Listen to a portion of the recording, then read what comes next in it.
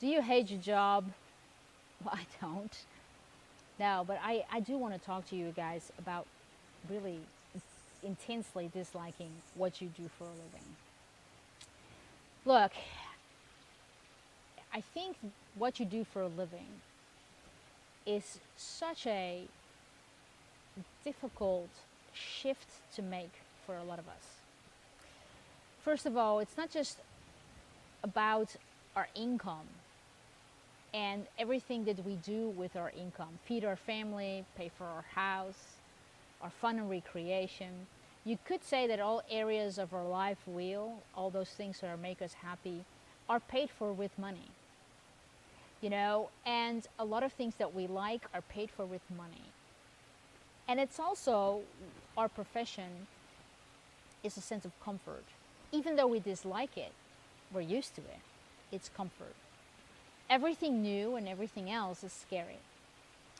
To top it off is that scariness in unfamiliar territory kind of lights up in the brain as danger, danger, danger. Where it should be lighting up in our brain as excitement. We can do something different. But it doesn't. Oftentimes, we've also spent a long time inside college educations. We sometimes spend a long time building our credibility on LinkedIn. And oftentimes, we have a certain role or acceptance in society because of our jobs. And that makes a shift away from a job really difficult. And not that I want to push you into giving up your job. All I'm asking you is to be scientific about it. Okay? So science says, one, anything new, scary. Everything that relates to food on your roof, scary. Everything that relates to your safety, scary. So your brain lights up and you get this reaction: protect and survive, safety, security. That flags because that new thing is unfamiliar. So you have to have a level of acceptance that starting something new is scary. You also may have a whole bunch of comforts that are about not having to think that much because every day is the same. There's some perks that you have: nice house, nice car, that you think that you may have to give up if you were to start something new. Well, that may be a limiting belief. First of all, it is true that when you do what you love, you need a heck of a lot less, I promise you. But it also may be a limiting belief that to do something different will make less money. It doesn't have to be.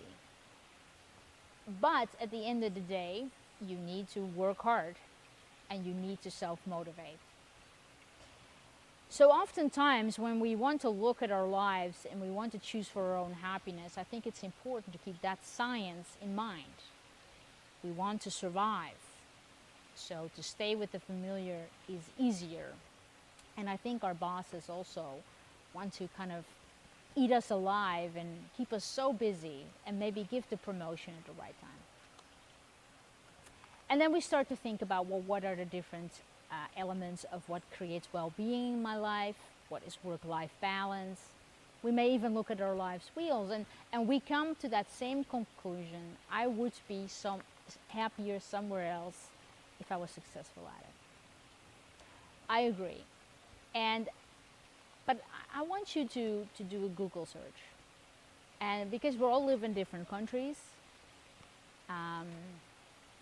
and different professions means different things in different countries.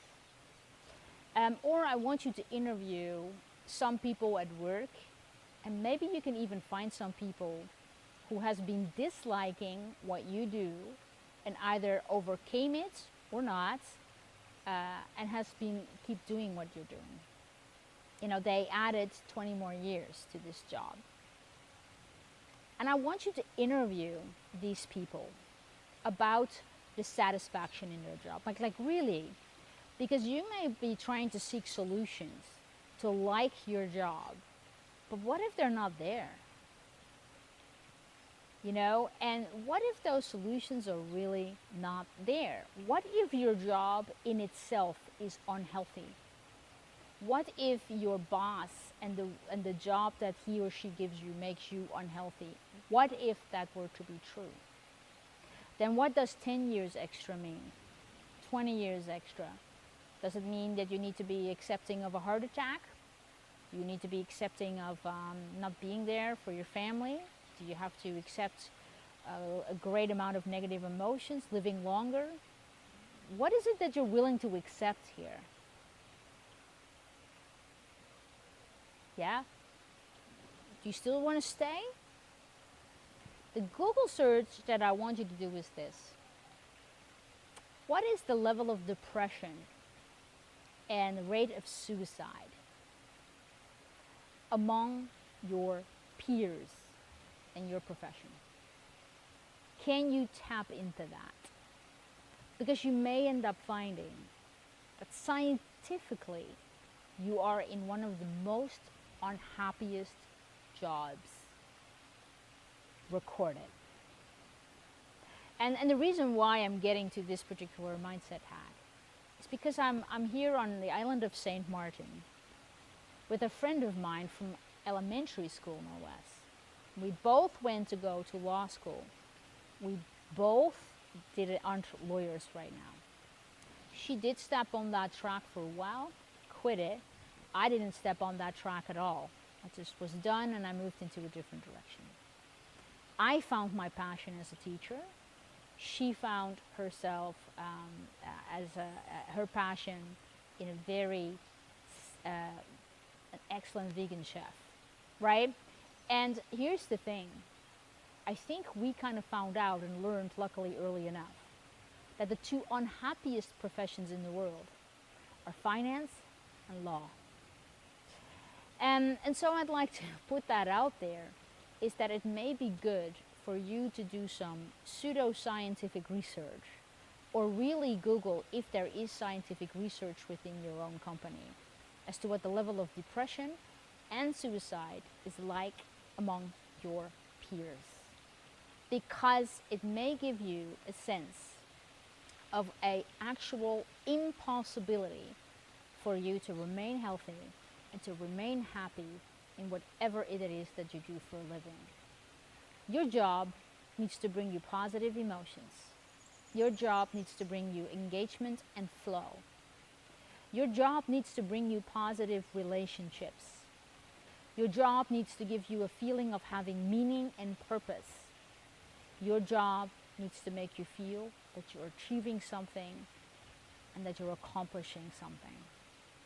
And if you're settling for less,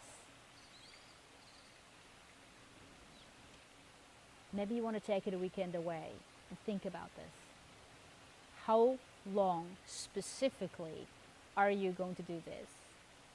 And what specifically is it worth to you in terms of your physical and mental health and your life well-being to stay exactly where you are? Maybe you want to hire a coach. If you need one, I can recommend